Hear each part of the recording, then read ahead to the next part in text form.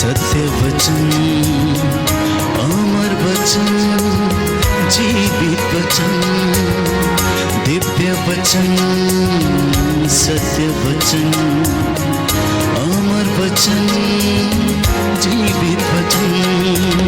साई दा बामा बनी दा बामा बगरे जनी रे जनी रे जनी रे जनी रे सा। दिव्य वचन, सत्य वचन, अमर वचन, जीवित वचन, दिव्य वचन, दिव्य वचन।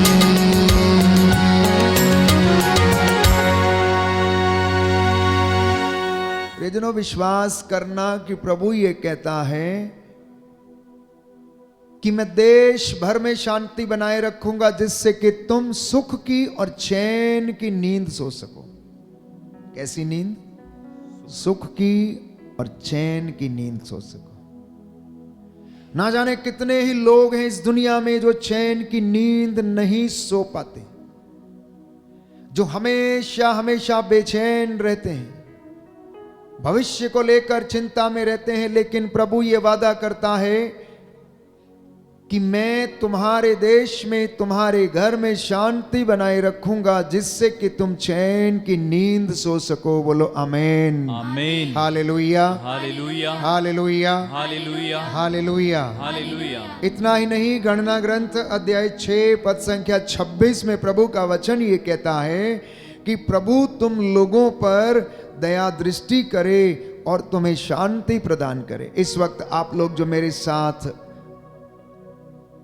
YouTube पर ऑनलाइन इस प्रार्थना में भाग ले रहे हैं, ये वचन आपके लिए है। जो वेदी के सामने बैठे हैं, ये वचन आपके लिए है।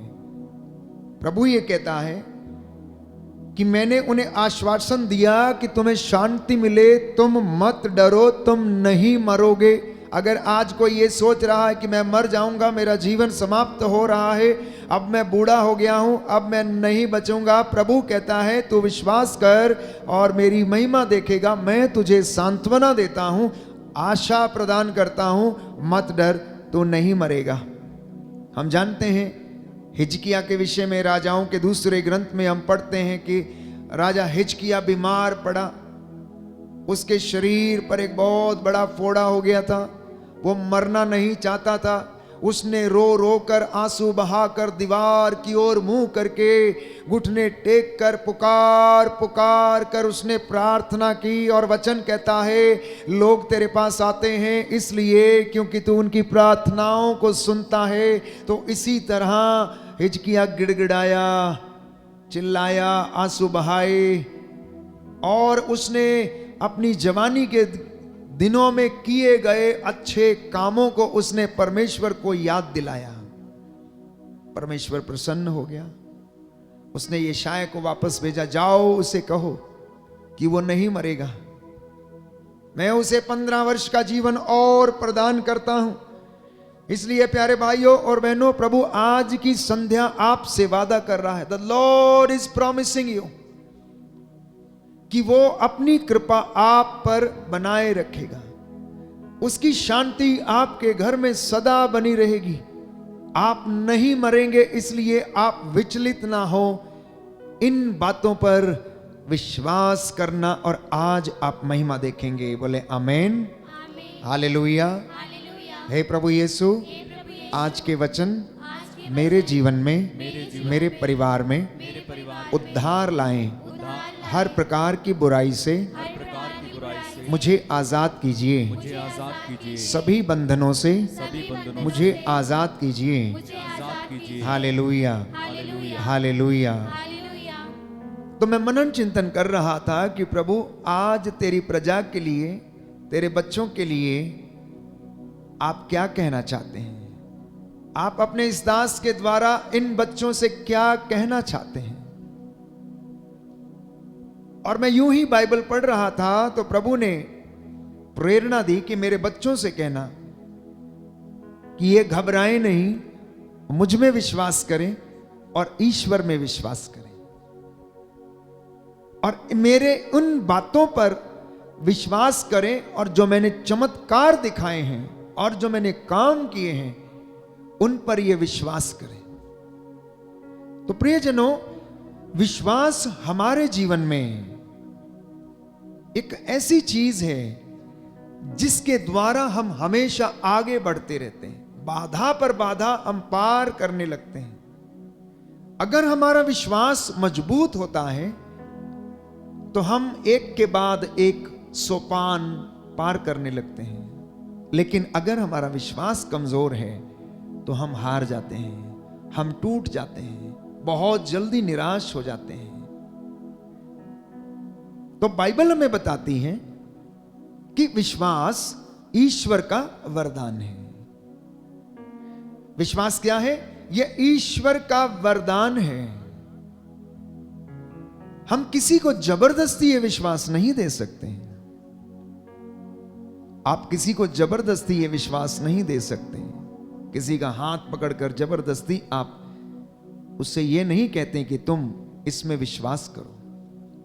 बाइबल बताती है कि जब तक पिता उसे अपनी ओर आकर्षित ना करे तब तक वो विश्वास नहीं कर पाएगा, क्योंकि विश्वास ईश्वर की ओर से प्रदत्त वरदान है, आत्मा की ओर से दिया गया यह गिफ्ट है। और जिनको यह मिल जाता है और जो उसे धारण कर लेते हैं वो कभी भी हारते नहीं हैं, पीछे मुड़कर नहीं देखते हैं। बोलिए आमेन, आमीन, हालेलुया, हालेलुया। हे प्रभु यीशु, हे प्रभु यीशु, मेरे हृदय को, मेरे हृदय मेरी को, आंखों को, मेरी आंखों मेरी को, आत्मा को, मेरी आत्मा मेरे को, कानों को, मेरे कानों को खोल दीजिए, खोल दीजिए, जिससे मैं विश्वास कर सकूं। जिससे मैं विश्वास कर हालेलुया, सकूं। Hallelujah, hallelujah. हालेलुया। तो जब तक कोई अपनी विश्वास की आंखों को नहीं खोलेगा, जब तक अपने हृदय के द्वार को कोई नहीं खोलेगा, जब तक आप अपने इन कानों को नहीं खोलेंगे और वचन को आप नहीं सुनेंगे, तो आप में विश्वास उत्पन्न नहीं हो सकता है। क्योंकि वचन ये कहता है सुनने से विश्वास उत्पन्न होता है, परंतु क्या सुनने से? ईश्वर का वचन सुनने से विश्वास उत्पन्न होता है, दूसरी किसी बात से नहीं। और संत पौलुस कहता है जो सुना जाता है वो ईश्वर का वचन है। तो यीशु ने कहा जब तक पिता आकर्षित न करे कोई मेरे पास नहीं आ सकता है। जब तक ईश्वर की ओर से यह वरदान आपको, आपके परिवार को, आपके बाप दादा को, आपके बच्चों को, नाती पोतों को, संतानों को ये प्रभु अपनी ओर जब तक आकर्षित ना करे तब तक प्यारे भाइयों और बहनों कोई भी विश्वास करने में असमर्थ है।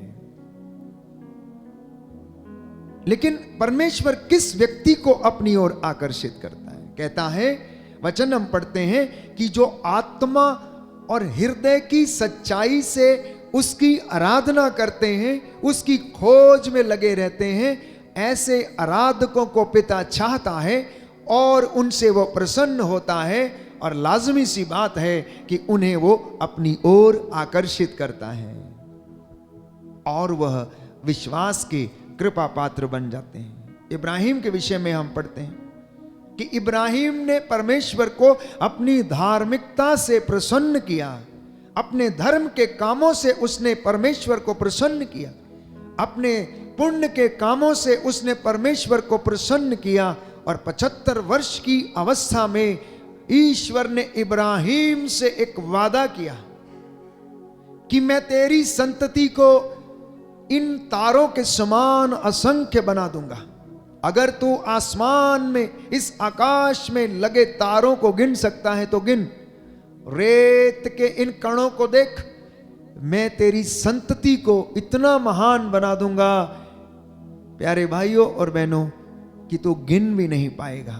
ये उसने एक वादा किया और उसने वादा किया कि वो उसे पुत्र प्रदान करेगा और उसका वंश आगे बढ़ेगा। और परमेश्वर अपने वादे का सच्चा था। इब्राहिम ने उसे प्रसन्न किया, ईश्वर ने उसे आशीर्वाद दिया। तो यीशु ने पेतरुस से कहा, जब पेतरुस ने जवाब दिया कि हम कहां जाएं, आपके वचनों में अनंत जीवन का संदेश है। आप ही तो हैं जीवंत मसीह ईश्वर के पुत्र हैं। तो प्रभु यीशु ने उससे क्या कहा? सिमोन योनस के पुत्र, ये किसी निरे मनुष्य ने तुझ पर यह प्रकट नहीं किया, परंतु ये विश्वास भरी बात मेरे स्वर्गीय पिता ने तुझ पर प्रकट की है, तब तू ऐसा बोला है। हालेलुया। हालेलुया। हे प्रभु यीशु, हे प्रभु यीशु, मुझे भी अंगीकार करने का सामर्थ्य प्रदान कीजिए। सामर्थ्य प्रदान कीजिए। Hallelujah, hallelujah, hallelujah, hallelujah, hallelujah, hallelujah. तो आज की संध्या के समय हम विशेष रूप से प्रार्थना करेंगे कि प्रभु जो हमें सुना रहे हैं, जो हमारे वो जीवन में काम करना चाहते हैं, इसमें बढ़ने के लिए पवित्र आत्मा मेरी और आपकी अगुवाई करे। इसलिए कहना कि हे पवित्र आत्मा मेरी बुद्धि को संचालित कर, हे पवित्र आत्मा मेरी बुद्धि को आलोकित कर, हे पवित्र आत्मा मेरी बुद्धि को प्रकाशमान कर, जिससे कि मैं तेरी हुजूरी में बैठकर तेरे वचन को मैं ग्रहण कर सकूं और मैं विश्वास कर सकूं।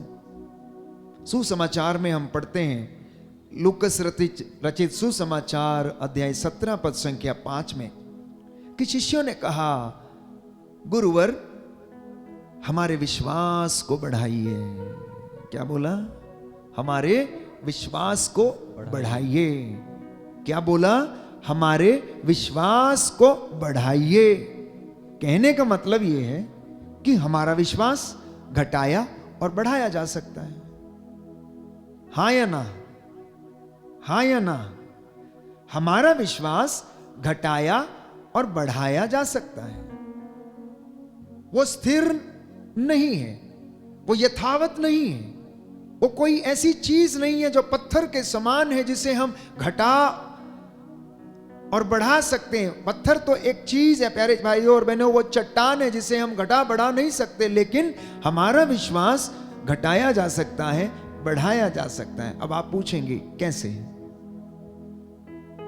यदि आप प्रार्थना में लीन रहेंगे, धर्म के कामों में आगे रहेंगे, पुण्य के कामों में आगे रहेंगे, आपके जीवन में ईश्वर की कृपा का स्तर जो है वो बढ़ता जाएगा। और जब आपके जीवन में ईश्वर की कृपा का स्तर बढ़ता जाएगा तो आप अपने विश्वास में दृढ़ होते जाएंगे। या यूं कहें कि आपके अच्छे कामों के द्वारा ईश्वर में आपका विश्वास बढ़ता जाएगा, और जितना आपका विश्वास बढ़ता जाएगा उतनी ही कृपा आपके जीवन में, आपके परिवार में बढ़ती जाएगी। मतलब विश्वास बढ़ने लग गया। वहीं दूसरी ओर यदि किसी परिवार में प्रार्थना का माहौल नहीं है, हर प्रकार के बुरे काम हैं, हर प्रकार के नशों से परिवार पीड़ित है, हर प्रकार के लड़ाई झगड़े और बुरे कामों में फंसा हुआ है, दान पुण्य नहीं करता है, दशमांश नहीं देता है, चर्च नहीं जाता है, वचन नहीं पढ़ता है, वचन नहीं सुनता, तो क्या होगा? आपका विश्वास कमजोर होने लगेगा, आप गिरने लगेंगे, आप समाप्त होने लगेंगे, क्योंकि आध्यात्मिक ऊर्जा आपको नहीं मिलेगी तो आप नष्ट होने लगेंगे, और थोड़े समय के बाद आप अपने आप को अकेला, निराश, टूटा हुआ महसूस करेंगे, और आपका विश्वास घटता जाएगा, घटता जाएगा, घटता जाएगा। विश्वास घटेगा तो ईश्वर की कृपा का स्तर भी क्या होने लगेगा? घटने लगेगा।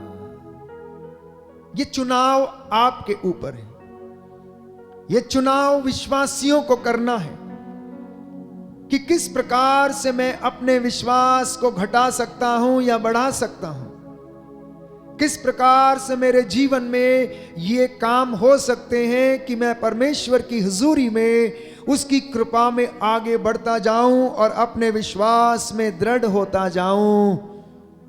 अगले वचन में हम पढ़ते हैं कि प्यारे भाइयों और बहनों, यीशु ने अपने शिष्यों से कहा, जब उन्होंने उनसे पूछा कि हे प्रभु हमारे विश्वास को बढ़ाइए, तो ईसा ने कहा कि मैं तुमसे कहे देता हूं, अगर तुम्हारा विश्वास राई के दाने के बराबर भी हो और तुम इस शहतूत के पेड़ से कहो कि उठ के समुद्र में लग जा, तो वो लग जाएगा। प्रभु ने एक छोटे से बीज का क्या दिया? उदाहरण दिया, राई का दाना।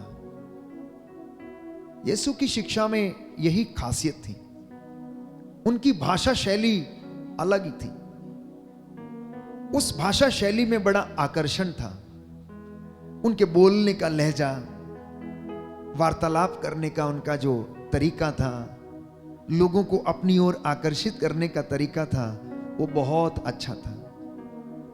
वो लोगों की रोजमर्रा की जिंदगी में से क्या करते थे? चीजें उठाते थे और उन चीजों के द्वारा लोगों को बताते थे। छोटे छोटे दृष्टांतों के द्वारा उन्हें शिक्षा देते थे। अब देखिए, मेरे और आपके लिए राई का दाना एक मामूली सी चीज है, लेकिन जब वो प्रभु के शब्दकोश में आ गया, धर्मशास्त्र में जब उसका जिक्र हो गया, तो प्यारे भाइयों और बहनों, उसका महत्व बढ़ गया।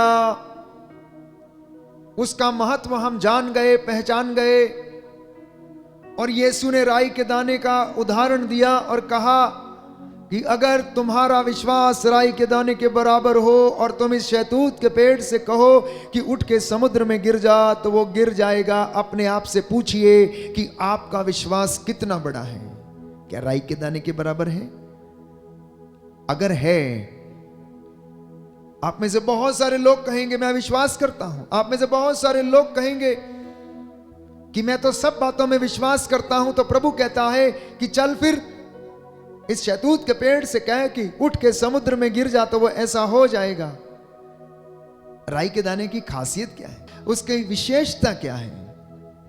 प्यारे भाइयों और बहनों, राई का दाना भले छोटा है लेकिन ठोस है। राई का दाना भले छोटा है लेकिन वो बहुत ठोस है, मजबूत है। दूसरी विशेषता, दाना छोटा होने के बावजूद जब वो उसमें से अंकुर फूटता है और पौधा बनता है, तो उसकी डालियों पर आकर चिड़ियां बसेरा करती हैं। और इतना ही नहीं, मजदूर को, प्यारे भाइयों और बहनों, वो छाया देने का भी काम करता है। भरी दोपहरी में मजदूर उसकी आड़ में बैठकर क्या लेता है? छाया भी प्राप्त करता है। देखिए कितनी खासियत है। इतना ही नहीं, यदि आप राई के दाने को पीसेंगे मिल में, तो उसमें से तेल निकलता है। और वो तेल, प्यारे भाइयों और बहनों, गुणों से भरपूर होता है, जो हमारे शरीर पर लगाने के लिए, खाने के लिए और अनेक प्रकार की औषधियों में इस्तेमाल किया जाता है। इतनी खासियत है। और अगर उसकी खासियत ढूंढते रहेंगे तो आप, प्यारे भाइयों और बहनों, आश्चर्यचकित हो जाएंगे। इसलिए प्रभु ने इस छोटे से राई के दाने का दृष्टांत दिया और उन्हें उदाहरण के द्वारा उन्हें समझाया। Hallelujah, hallelujah. हे प्रभु यीशु, हे प्रभु यीशु, आपका वचन कहता है, आपका वचन कहता है, जो प्रभु पर भरोसा रखते हैं, जो प्रभु पर भरोसा वे रखते सियोन पर्वत के सदृश हैं, वह सियोन पर्वत के सदृश जो है, अटल है, जो अटल है और सदा बना रहता है। और सदा बना रहता है। Hallelujah, hallelujah. प्रभु यीशु कहता है, प्रभु यीशु कहता है, यदि तुम विश्वास करोगे यदि तुम विश्वास तो करोगे ईश्वर की महिमा देखोगे। तो ईश्वर की महिमा देखोगे। यशाया नबी का ग्रंथ यशाया नबी का ग्रंथ अध्याय 7 अध्याय पद 7 संख्या 9, पद संख्या 9, यदि तुम्हारा विश्वास दृढ़ नहीं यदि तुम्हारा विश्वास दृढ़ तो नहीं तुम निश्चय ही तो तुम निश्चय ही विचलित हो जाओगे। विचलित हो जाओगे। Hallelujah, hallelujah, hallelujah, hallelujah, hallelujah. Hallelujah. तो हमारा विश्वास भी, प्यारे भाई प्यारी बहन, राई के दाने के बराबर होने की आवश्यकता है। राई के दाने के बराबर मतलब, अगर आपका विश्वास थोड़ा सा भी है तो वो मजबूत हो, वो ठोस हो। दृढ़ चट्टान के ऊपर बना हुआ घर, जिसकी नींव गहरी और मजबूत जगह पर डाली गई है, ऐसा मुझे और आपको विश्वास करने की आवश्यकता है। अब आप पूछेंगे कि फादर जी, हम कौन सी बातों पर विश्वास करें? हम किन बातों पर विश्वास करें? तो प्रभु का वचन ये कहता है कि हे इज़राइल सुन, तेरा ईश्वर एकमात्र ईश्वर है, तू उस पर श्रद्धा रख, अपनी पूरी शक्ति से, अपने पूरे हृदय से, अपनी पूरी आत्मा से उस पर श्रद्धा रख और उसे प्यार कर। प्रियजनों, हमारा परमेश्वर एकमात्र ईश्वर है, कोई दूसरा नहीं। उसके सिवा विश्वासियों को यह विश्वास करने की आवश्यकता है। सबसे पहले हर एक विश्वासी को यह विश्वास करने की आवश्यकता है कि आपका ईश्वर जिस पर आप विश्वास करते हैं वो कोई काल्पनिक घटना का पात्र नहीं है। वो कोई काल्पनिक घटना का पात्र नहीं, किसी कहानी का पात्र नहीं है, परंतु वह जीवित परमेश्वर है जो राज्य करता है, जो सुन सकता है, जो देख सकता है, जो बोल सकता है, जो महसूस कर सकता है। और हम उस परमेश्वर की आराधना करते हैं। इब्राहिम और याकूब और इसहाक का परमेश्वर जो हमारे पूर्वज हैं, हम उस परमेश्वर की आराधना करते हैं। उसके जैसे ना तो आज तक कोई हुआ ना कोई होगा, उसके जैसे ना तो आज तक कोई बोला और ना ही कोई बोल सकता है। इसलिए विश्वासियों को, मसीहों को सबसे पहले इस बात के लिए प्रार्थना करना चाहिए कि हे पिता ईश्वर, मुझे इन तमाम बातों को ग्रहण करने और इनमें दृढ़ बने रहने की कृपा प्रदान कर। Hallelujah, hallelujah, hallelujah, hallelujah, hallelujah, hallelujah, hallelujah, hallelujah, hallelujah. Hallelujah. इसलिए हम बार बार बाइबल में पढ़ते हैं कि जब परमेश्वर ने अपने नबियों को चुना, वो लोग किसी ना किसी प्रकार से कमजोर थे। कोई तोतला था तो कोई बोल नहीं सकता था, प्रवचन नहीं कर सकता था, तो किसी को डर लगता था, बोला मैं नहीं जाऊंगा, मैं कैसे करूंगा। मूसा ने कहा मुझे तो कुछ आता ही नहीं, मैं कैसे जाऊंगा। उसने कहा नहीं, तू डर मत, मैं तेरे साथ हूं। सबसे बड़ी बात विश्वासियों के लिए विश्वास करने के योग्य ये है परमेश्वर का वचन, डर मत मैं तेरे साथ हूं, डर मत मैं तेरे साथ हूं। याद कीजिए, जब परमेश्वर ने मूसा को बुलाया और उससे कहा कि मैंने अपनी प्रजा के आंसुओं को देखा है, जाओ और मिस्र की गुलामी से, राजा फिरौन की गुलामी से मेरी इस प्रजा को क्या करके लाओ, रिहा करके लाओ, आजाद करके लेके आओ। तो उसने कहा मैं कैसे उन्हें बताऊंगा कि तूने मुझे भेजा है, वो कैसे मुझ पर विश्वास करेंगे। उसने कहा तू डर मत मैं तेरे साथ हूं। एक सुंदर गीत हम गाते हैं, मैं नहीं डरूंगा बस मैं विश्वास करूंगा। आज की रात्रि प्रिय भाई प्यारी बहन, पहली बार अगर कोई ये वचन सुनने के लिए आया है या ये वचन सुन रहा है, विश्वास करना आज ही आपका सारा बंधन टूट जाएगा। प्रभु यीशु को मुक्तिदाता स्वीकार करना, जीवित परमेश्वर पर विश्वास करना, और वो आपके जीवन में आपको आशीष प्रदान कर सारे बंधनों से, पूर्वजों से चली आई निरर्थक जीवनचर्या से आपको आजाद करेगा। बोलिए आमीन, आमीन, hallelujah, hallelujah, hallelujah, hallelujah, hallelujah, hallelujah, hallelujah, hallelujah, hallelujah, hallelujah, hallelujah. Hallelujah.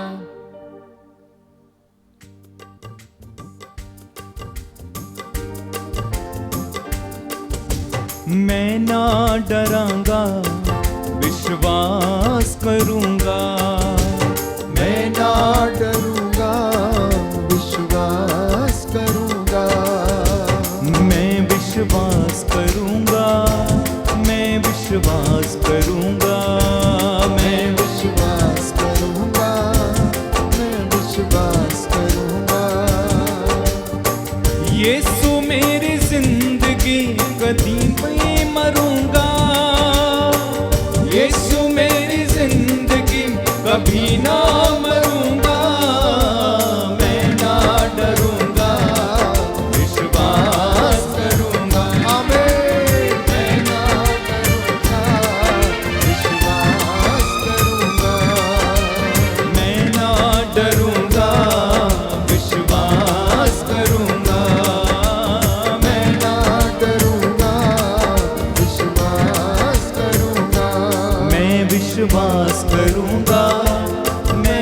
विश्वास करूंगा, मैं विश्वास करूंगा, मैं विश्वास करूंगा।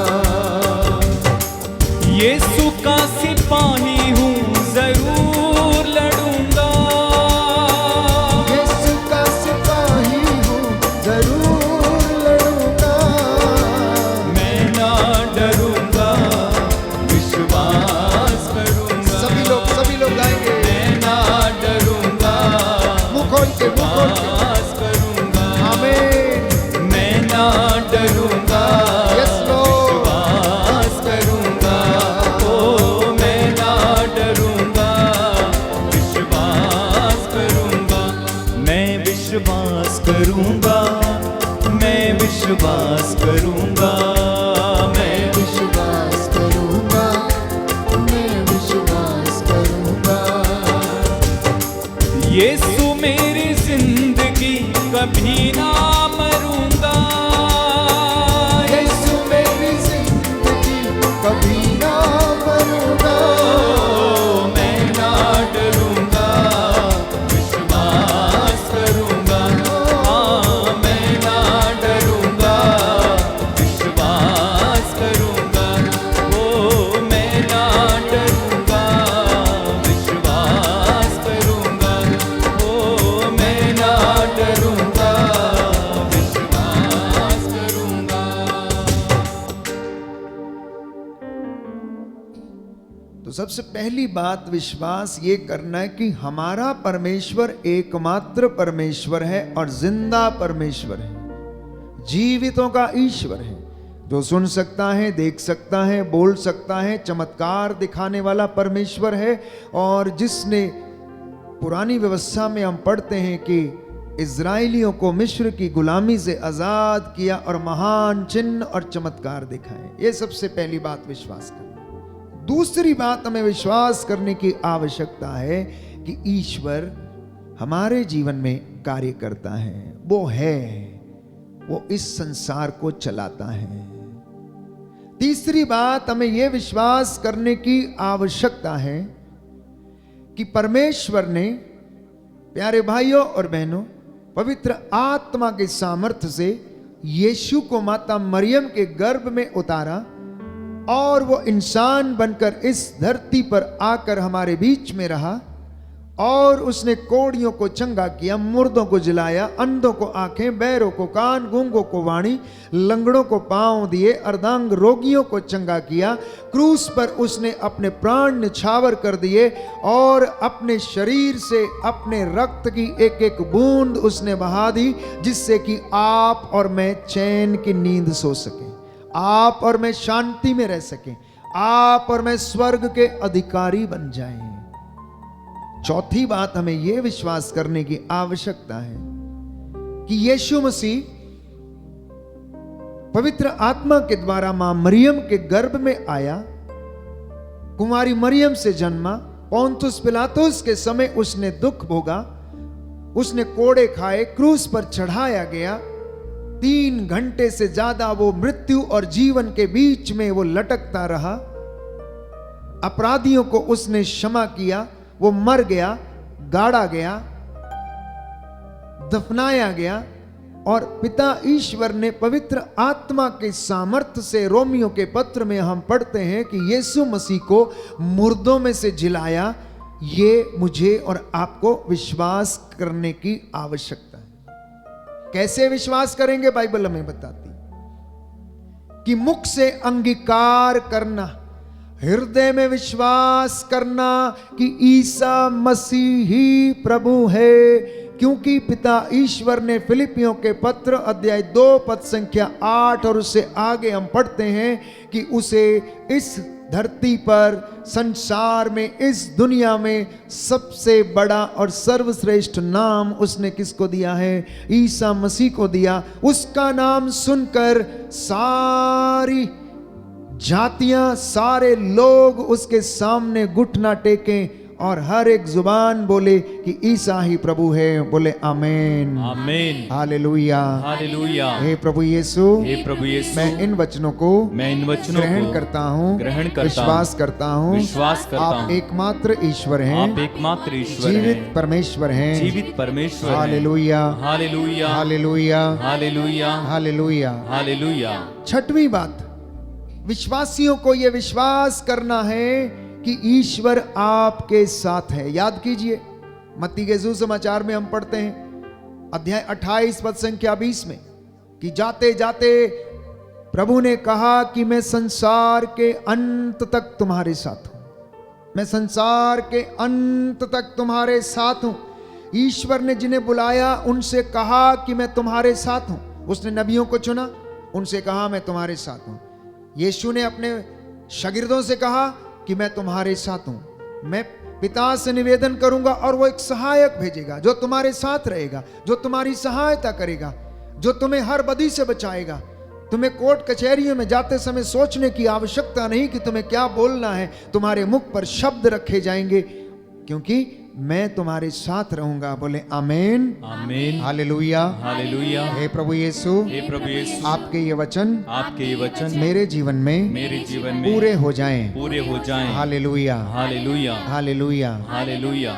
इब्रानियों के पत्र में हम पढ़ते हैं अध्याय 8 में प्यारे भाइयों और बहनों, प्रभु का वचन ये कहता है, इब्राहिम के विषय में पढ़ता है कि विश्वास ही के कारण इब्राहिम जो था वो धर्मी माना गया।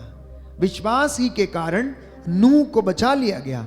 विश्वास ही के कारण हनोक जो था इस पृथ्वी से शरीर समेत जो था वो ऊपर उठा लिया गया।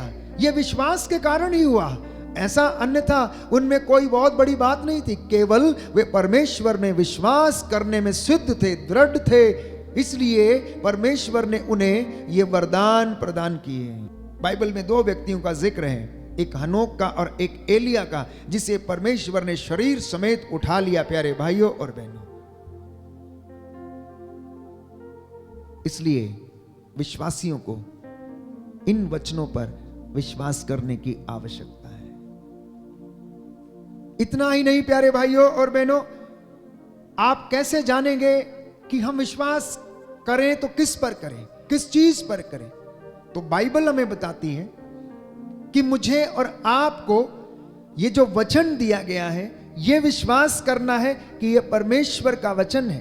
अब परमेश्वर आज भी अपने लोगों से वचन के द्वारा बातें करता है और उसका वचन जब बोला जाता है तो वहां पर लोग शांति प्राप्त करते हैं, सांत्वना प्राप्त करते हैं, उनके जीवन में चंगाई आती है। इसलिए अपने उस ईश्वर को जानना जो जिंदा है, अपने उस ईश्वर को जानना जो जिंदा है। विडंबना है लोगों की आज के इस युग में कि वो कुछ विश्वास तो करते हैं, कुछ धर्म पर चलते हैं, दान पुण्य करते हैं, लेकिन जिस किसी परमेश्वर की आराधना करते हैं वो उसके विषय में नहीं जानते हैं,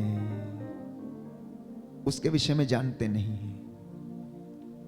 इसलिए आज प्रभु ने कहा कि मेरे बच्चों से कहना कि ये मेरे विषय में जाने, पहचाने और मुझे अनुभव करें, मेरे विषय में बाइबल से पढ़ें। और कहा कि तुम इन्हें बताओ कि परमेश्वर कितना महान है। इसलिए मैं बार बार आपसे कहता हूं कि परमेश्वर जितना बड़ा है उसे उतना बड़ा देखने की कोशिश करना। परमेश्वर जितना बड़ा है उसे उतना बड़ा देखने की कोशिश करना। वो कोई ऐसी चीज नहीं है कि आपके घर के झरोखे में लाके रख दिया जाए और वहां रोज आप उसकी धूप बत्ती करते रहें। प्यारे भाइयों और बहनों, वो ईंट पत्थरों में नहीं रहता है, वो मनुष्य के हृदय में रहता है। और मनुष्य का हृदय बहुत बड़ा है। जब ये बड़ा होता है तो बहुत बड़ा हो जाता है, जिसकी कोई सीमा नहीं होती। लेकिन जब ये संकुचित हो जाता है, छोटा हो जाता है, तो इतना छोटा हो जाता है कि प्यारे भाइयों और बहनों, इसमें अपने बाप के लिए, माँ के लिए, किसी बहन या भाई के लिए भी जगह नहीं रहती है। सोचिए, ध्यान करिए, जरा मनन चिंतन करिए। इसलिए मसीहों की विश्वासियों की सबसे बड़ी बपौती जानते हैं आप लोग क्या है? आपका सबसे बड़ा धन जानते हैं आप क्या है? ईश्वर का सानिध्य, ईश्वर का साथ जो है वो आपका सबसे बड़ा धन है, जिस पर आपको मसीहों को, विश्वासियों को विश्वास करने की आवश्यकता है। जितना ज्यादा आप ईश्वर के विषय में जानेंगे उतना ज्यादा आपका विश्वास बढ़ेगा।